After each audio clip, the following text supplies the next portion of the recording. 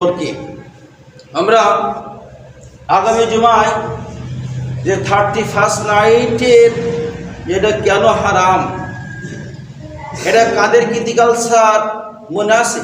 এটা ইহুদিদের খ্রিস্টানদের কীতি কালচার। 31st নাইট উদযাপনের ভয়াবহ পরিণতি, যারা এই যে গত দিন হয়ে গেল যারা 31st নাইট উদযাপন করেছে, গান বাজনা করেছে, আনন্দ উল্লাস করেছে, বিশ্বনবী আবু দাউদের 4031 নম্বর হাদিসে বিশ্বনবী বলে, মান তাশাব্বা বিকওমিন ফাহুয়া মিনহুম।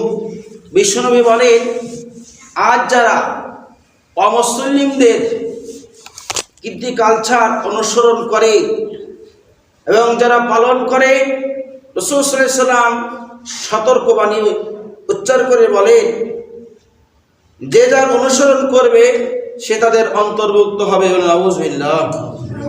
তাহলে এই হাদিস দ্বারা বোঝা গেল, যদি একমাত্র ইসলাম ব্যতীত, মুসলমান ব্যতীত, ঈমানদার ব্যতীত যদি কোনো ইহুদি, নাসারা, খ্রিস্টান, হিন্দুত্ববাদী এদেরকে অনুসরণ করে, তাহলে তাদের সে দলভুক্ত হয়ে যাবে। এই জন্য এদেরকে আমরা কখনো অনুসরণ করব না, অনুসরণ করব আল্লাহ এবং আল্লাহ রাসূলের এবং তার পরেরদেরকে আমরা অনুসরণ করব। বিশ্বনবী আরো বলেন, তোমরা অবশ্যই তোমাদের পূর্ববর্তী ইহুদি নাসারাদের অন্ধ অনুসরণ করবে।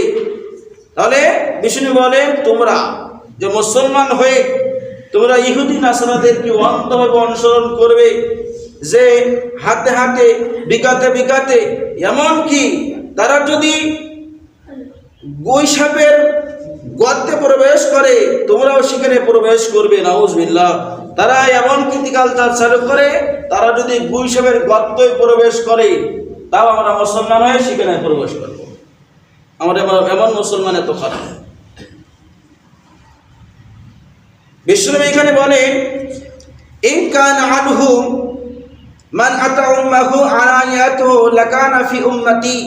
তিরমিজির হাদিসে আসছে, 2641 নম্বর হাদিসে আসছে, বিষ্ণু বলে, তাদেরকে যদি প্রবেশ করে, প্রকাশ করে, আপন মায়ের সাথে জিনা করে, তাহলে এই উম্মতের মধ্যে একদল লোক তার মায়ের সাথে জিনা করে। নাউযুবিল্লাহ। তারা যদি